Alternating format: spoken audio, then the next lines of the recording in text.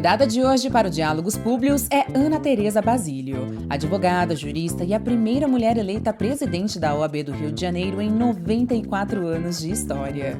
Com mais de 3 décadas de atuação, é fundadora do Basílio Advogados, com presença em várias capitais brasileiras. Foi juíza substituta do Tribunal Regional Eleitoral do Rio de Janeiro e diretora da Escola Judiciária Eleitoral. Na OAB do Rio de Janeiro, ocupou cargos como conselheira seccional e vice-presidente, liderando iniciativas para acelerar processos judiciais e promover a igualdade de gênero na advocacia. Sua eleição para o triênio entre 2025 e 2027 marca um avanço significativo na representatividade feminina nas instituições jurídicas brasileiras. Sejam bem-vindos e bem-vindas ao Diálogos Públicos.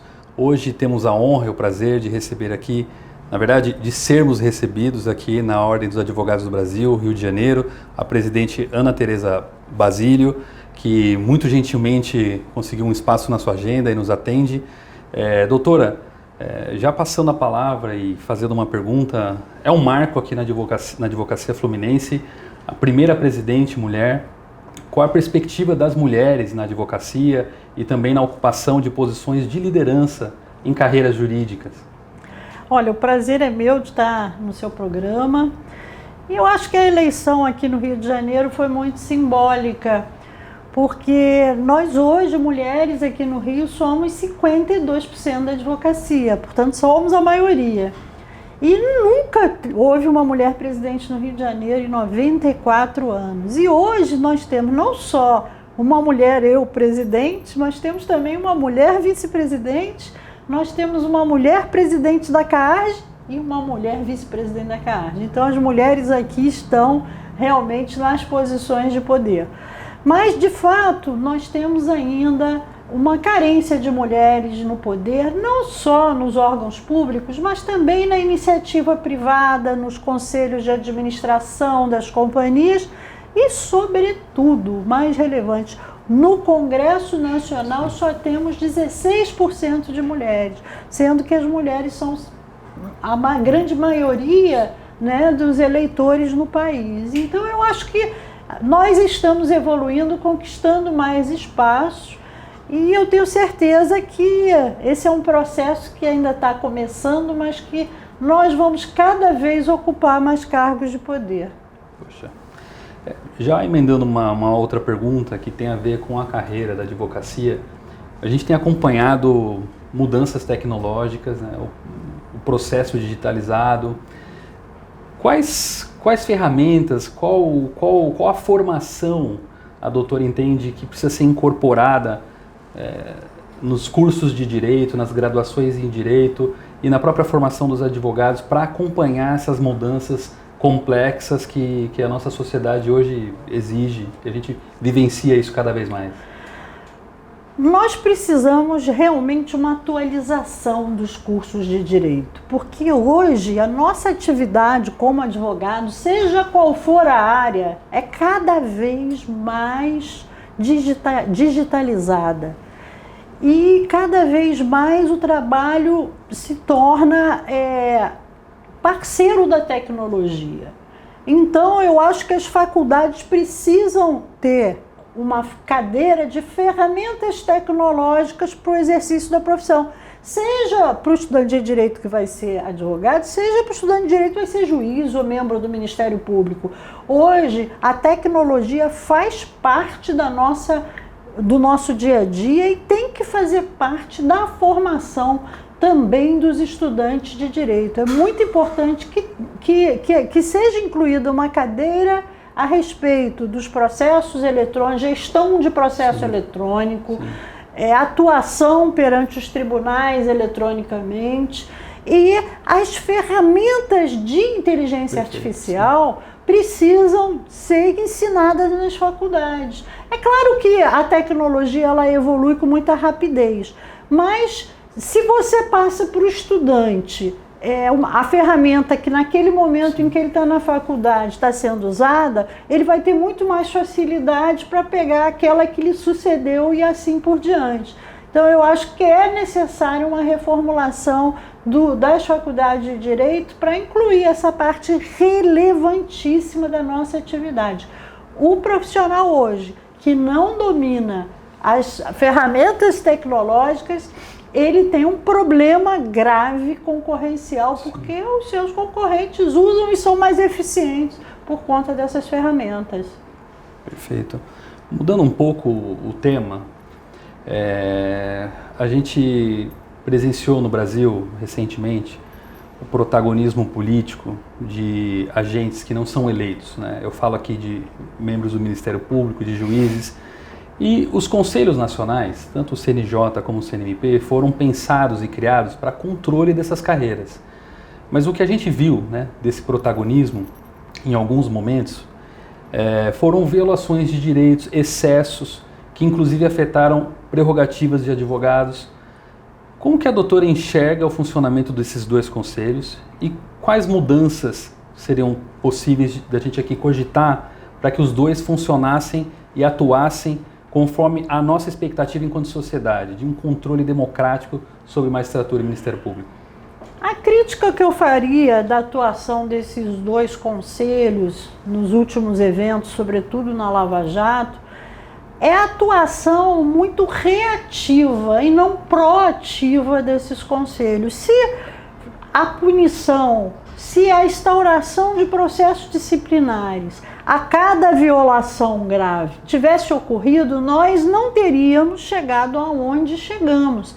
Porque a verdade é que a Lava Jato começou com propósitos relevantes. Em determinado momento, ela se desvirtuou.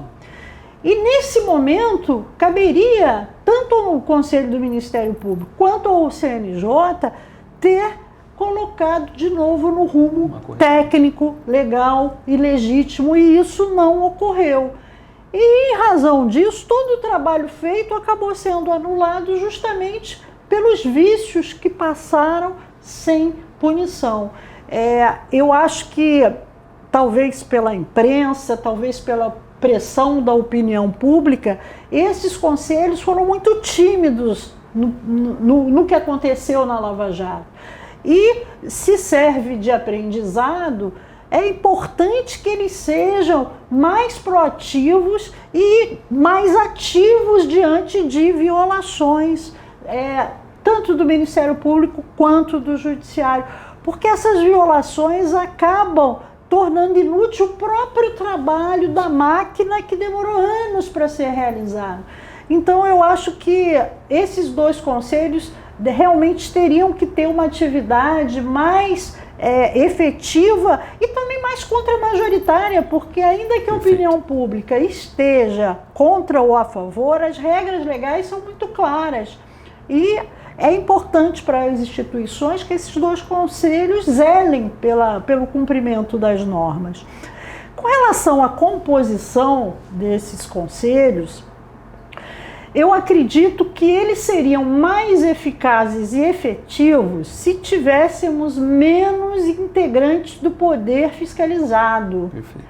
Eu acho que a sociedade civil poderia ter uma participação maior no CNJ e também no Conselho do Ministério Público, porque o controle feito externamente é muito mais eficiente do que o controle interno, que tem limitações, tem relacionamentos, tem a questão corporativa. Então eu acho que a composição do CNJ e do CNMP seriam mais produtivas para a sociedade se contivesse mais representantes da sociedade e menos representantes da categoria objeto da fiscalização. Perfeito. Essa avaliação ela está muito em sintonia com o que a literatura internacional, que analisa os conselhos ao redor do mundo, e inclusive os nossos, olha CNJ e CNMP e diz: os dois conselhos, com a maioria na composição dos membros das próprias carreiras, atuam mais em detrimento do controle e zelando pela autonomia. E por conseguinte, o CNJ muitas vezes funciona como um braço do Judiciário para defender as pautas do Judiciário, e o CNMP igualmente para as pautas do Ministério Público, o que é uma desvirtuação do que a Constituição idealizou quando os criou. Ótimo. A conversa está muito boa, eu gostaria de ficar muito mais, mas a gente já vai encaminhando aqui para o fim. Se a doutora pudesse, por gentileza, deixar uma mensagem para a classe dos advogados, das advogadas, enfim, pensando no futuro da profissão, né, das carreiras jurídicas como um todo, mas principalmente pensando na advocacia, qual a expectativa aqui do profissional dessa área? Eu acredito que o que a gente pode esperar para o futuro da advocacia é sempre uma demanda grande de trabalhos. O advogado sempre será necessário. Nós nunca vamos ser substituídos pela tecnologia. Por quê? Porque o trabalho artesanal, o trabalho que envolve avaliação de sentimentos, de perspectivas dos magistrados, de avaliação do controle social, sempre terá que ser humano. No entanto, a tecnologia fará com que alguns tipos de atuação profissional, como por exemplo a advocacia de massa, aquela repetitiva, a tecnologia vai fazer com que ela seja superada. Mas isso não significa que nós vamos ter menos demandas para a advocacia. O que nós precisamos é preparar os advogados, e as OABs têm uma função muito importante nesse aspecto, de aprimorar os advogados, de estar sempre passando conhecimento novo de qualidade, lembrando que cada área tecnológica que surge uma nova regulamentação. Então, eu diria que a nossa profissão, colegas, ela é uma profissão muito generosa, há espaço para novos advogados, mas nós precisamos nos preparar para uma advocacia diferente, advocacia que trabalha lado a lado com a tecnologia e de maneira mais artesanal e menos massificada. Perfeito. Então, um prazer, né? Infelizmente Prazer temos meu. que encerrar. Nos despedimos aqui então desse episódio e até uma próxima na Diálogos Públicos. Muito obrigada.